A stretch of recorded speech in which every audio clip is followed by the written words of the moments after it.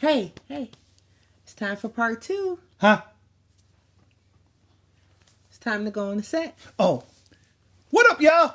My name is Ron. And my name is LaShun. Welcome back to Marriage Moments. Well, we're going into part two this week. How many of you remember what it was? We were talking about emotional affairs. Yeah. And are they real? That was the question that came in. And I think we established last week that emotional affairs are very real. Yep, so I shared a little bit about myself, but guess who we're going to share about today? She had an emotional affair. Yeah, mine was an imaginary build up of stupidity. It really was, but it was very real. And this is like, guys, like for real, this was before Facebook. This was before email. This is like. So what I hear you saying, it was like imaginary playmates. For real. For real. So babe, you know, I'm a confident guy, you know, and everything else.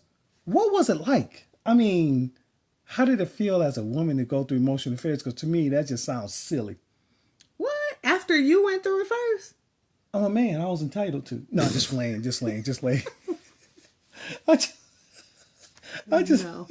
No, that's not. No. Okay, so tell me, how was it for you? Let me position myself because I need to hear from you. What was it like? I mean, what created it? I mean, what started it? What started it? I can remember what started it. It was, I felt lonely. We had been married, good Lord, maybe 8 years maybe. And I felt like he was, I don't know, I felt bored. I felt like all he wanted to do was work. Aside from church and work, he didn't really want to do too much. And I was frustrated. I felt trapped. And mine started, and once again, like we talked about last week, it wasn't like I went seeking somebody out. And it wasn't as easy as it was today. You know, of course, we didn't have online dating or anything like that or nothing like that.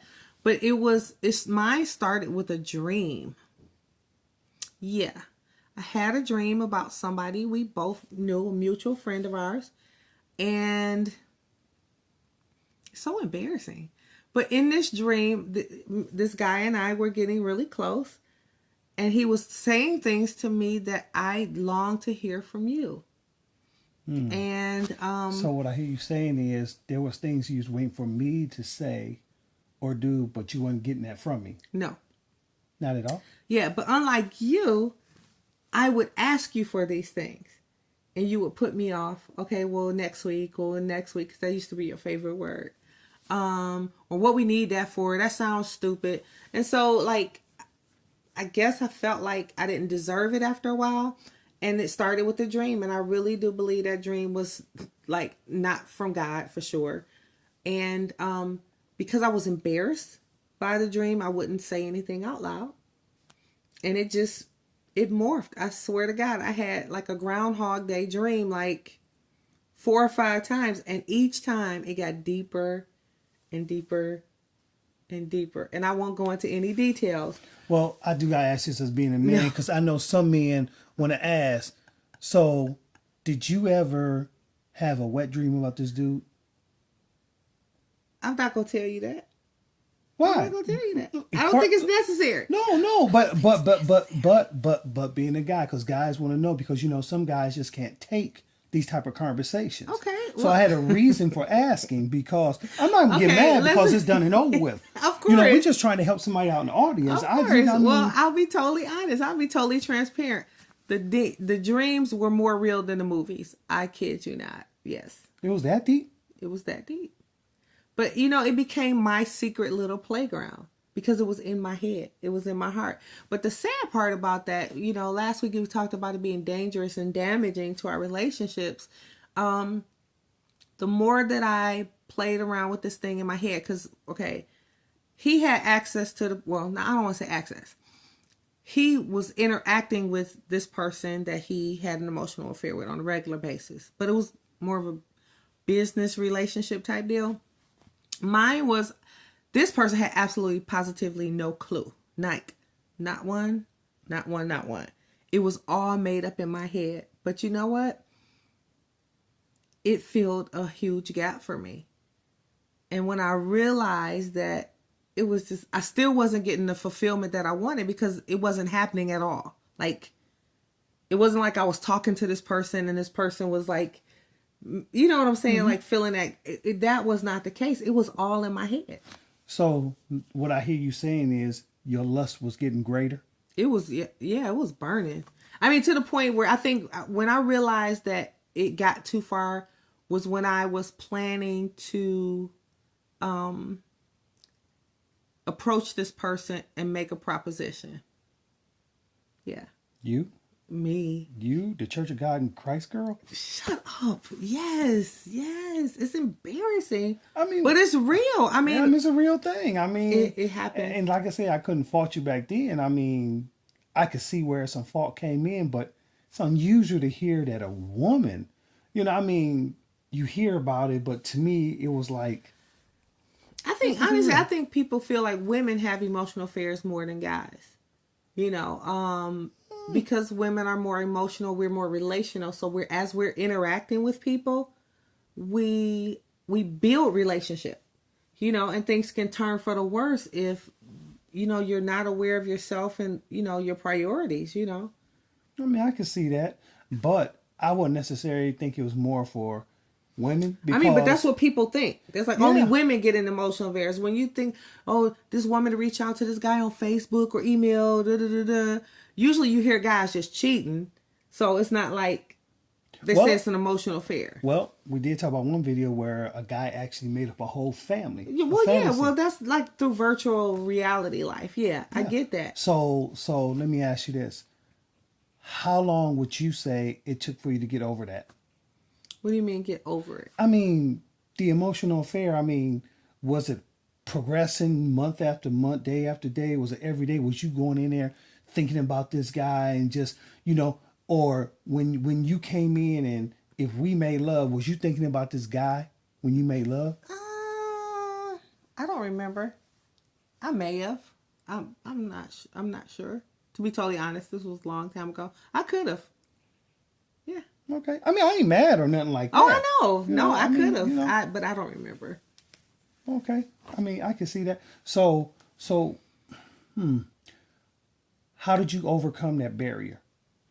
I exposed it, which was hard to do because when I realized what I was doing as far as literally being calculating and planning to make a proposition to this person,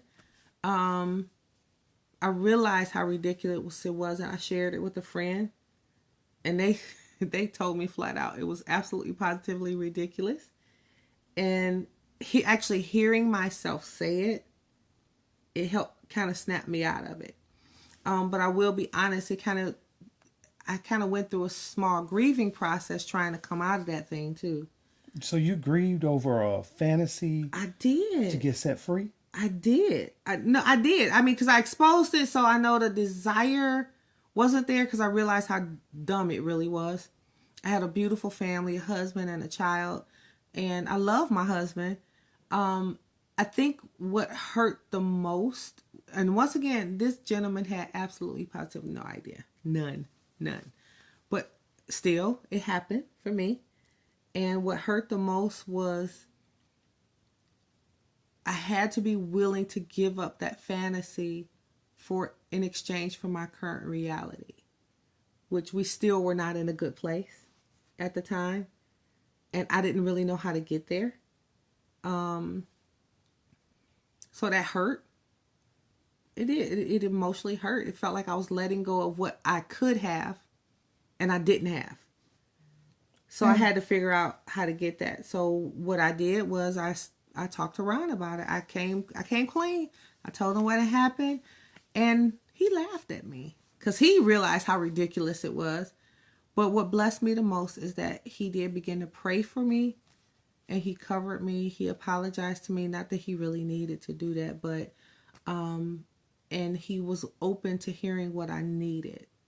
And he said that he would do anything within his power to try to meet those needs. And We had to really sit down a couple of times. It didn't happen overnight. And get a strategy for intimacy. Not just sex, but intimacy. And that's what made me grieve less. And I was able to kind of come out of it free. Okay. So it sounds like you got a lot of deliverance. So what I'm going to do right now, I'm going to give you a little teaser. I'm going to stop it right here. And next week, we're going to tackle it on a little bit deeper because a lot of people are going through some of the same things that we have gone through. Right. You know, and you got to hear from my heart and from my wife's heart exactly the true... How to get free from those things. Yeah, because they really need to know. People And so, need to know. and if you're suffering or dealing with emotional affairs, please inbox us on Facebook, or you can email us at info@songsofsolomonri.com, and we will respond to your emails. We promise, and we will try to get you the help that you need without exposing you. But if you have questions, we may have some answers. But if we can't do anything, we know how to pray. Yes, and don't forget to tune in on our YouTube channel, SOS Relationship Helps. Be sure to hit the subscribe button at the bottom, and we're looking just for a lot of subscribes because we're just taking this to a whole different level. Keep in touch with us, SOSRI.com. Or on Facebook at Songs of Solomon Relationship Institute. Thanks for being with us. God bless. Talk to you next week.